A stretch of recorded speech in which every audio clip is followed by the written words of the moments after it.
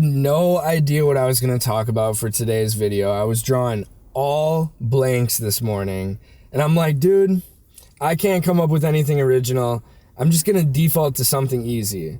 I'm going to talk about the most famous quote of all time.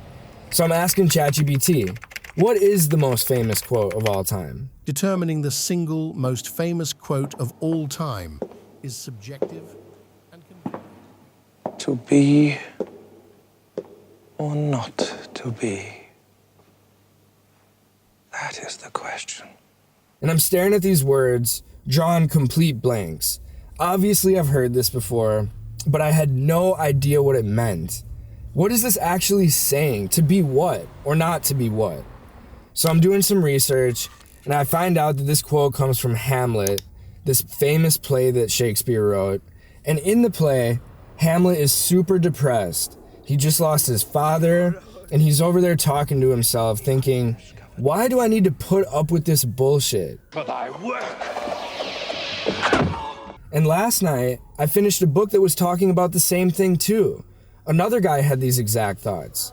The book's called The Subtle Art of Not Giving a Fuck, and it's basically the story of This is me, Mark Manson, and I wrote a book. Who's dealing with his friend's passing and contemplating his own mortality. You're going to die one day. I just wanted to remind you. And trying to find the meaning of it all. And basically what he summarized is that life derives meaning from death.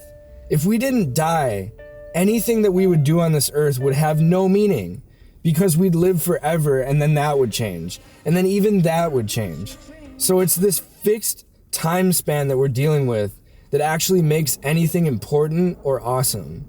And that's how the book ended. And I'm over here last night thinking, wow, that's pretty cool. I've had these thoughts before, but never looked at it that way.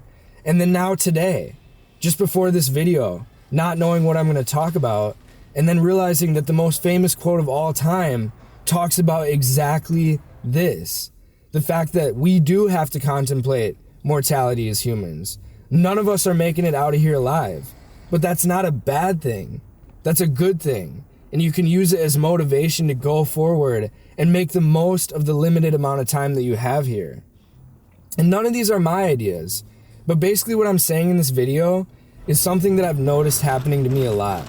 I'll hear something, think something, and then see it elsewhere packaged in a different way. And then that's when it kind of solidifies in my own mind. Okay, maybe he said that, but now that another person's saying that, wow, this must be important. And that's why I'm sharing it with you guys. If you guys have had these same thoughts, which I know I have, when I was depressed, I was thinking the same thing as Hamlet. You know, I could just climb this rock and then, oh, maybe the rope breaks. Maybe I trip and fall off this cliff. And then it could all be over. All my misery would be done.